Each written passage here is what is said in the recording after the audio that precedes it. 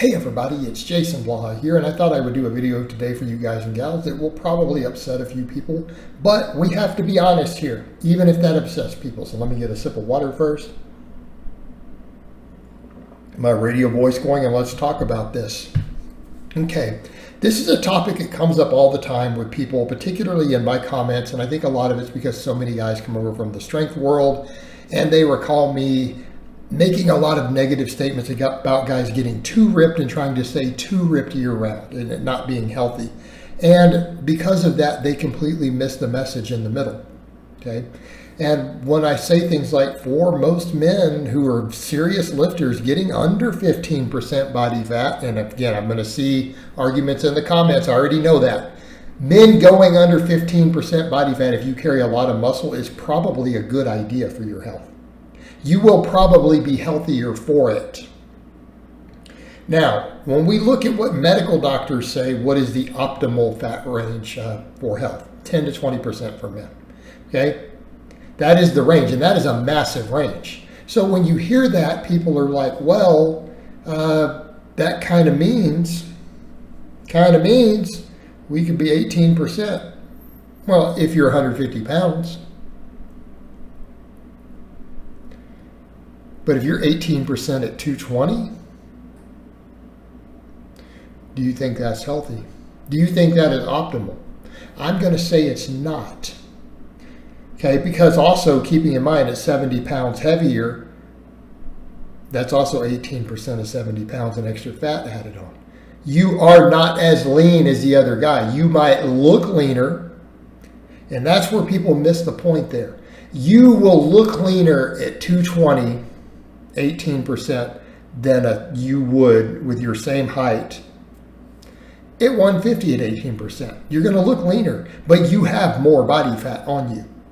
And the point here is that body fat itself, beyond what is essential, isn't a good thing for our overall health. Now, it's a good thing if you're going to be in a starvation situation later. But body fat itself raises insulin resistance. Body fat itself raises cancer risk. Body fat itself increases inflammation and inflammatory markers in your body.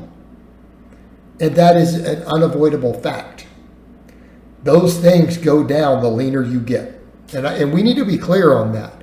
Being at an unhealthy lean still probably reduces total inflammation response because the body fat's lower. The downside is the hormonal end, the possible starvation, nutrition deficiencies. It's all of that.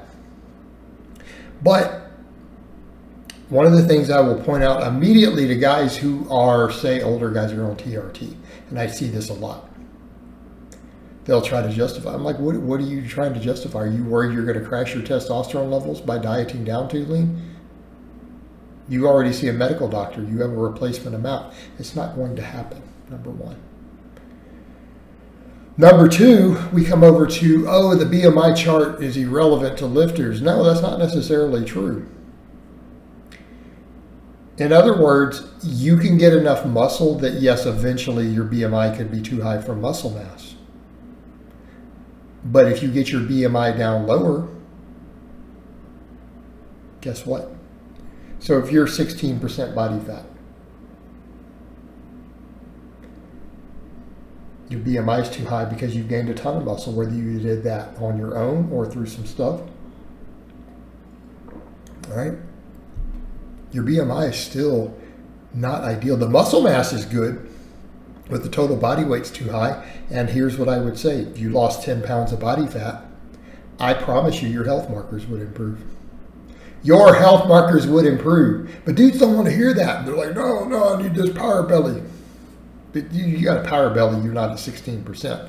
And I think when we're talking about getting too lean, guys are not understanding 12% body fat is not what we're talking about, right? There are no health negatives, assuming you didn't starve yourself to get there and you followed a balanced diet. There are no health negatives to dropping down to 12% body fat for a man. That is not in that ultra low category we're talking about, okay? 12% is beach body lean, right? You got visible abs, you got a visible six pack, but you don't have striations and veins everywhere. Okay, you got that Steve Reeves Beachbody look from back in the 50s when he was winning bodybuilding shows back then. Okay, that is not an unhealthy body fat. And people seem to forget that. Men forget that. And they get stuck in their head, and I see this a lot. I see it in multiple of my commenters. I see it with other guys. They're like, well, I lift and I'm healthy, but it's like, you're over 200 pounds and you're 19% body fat. You know? Or the guys, they're going to diet down. I see some of the guys, they're a little delusional about what their body fat's going to be. You can tell they've never undergone a major weight loss journey with DEXA scans. They assume, well, I think I'm 25%, so if I lose X amount of body weight, I'm going to be 15%. Well, they might miss that mark by 10 or 15 pounds. Before long, they start finding to get to that body fat, they might need to be a lot lighter than they think they're going to need to be. Okay? But even then, they're not realizing the 15%, you could still see some health benefits going lower. And I'm not telling people not to gain muscle. It is advantageous for our health to carry about as much muscle as you can put on your body until you get to the point where you are a walking chemistry experiment to do it. You know, okay, fine. Below that level, gaining as much muscle as you can, it has health benefits. But if you're worried about overall total health, you should still get leaner. And I would say even down as low as 10%. And for some reason, a lot of men who lift and who have a strength background are resistant to that fact.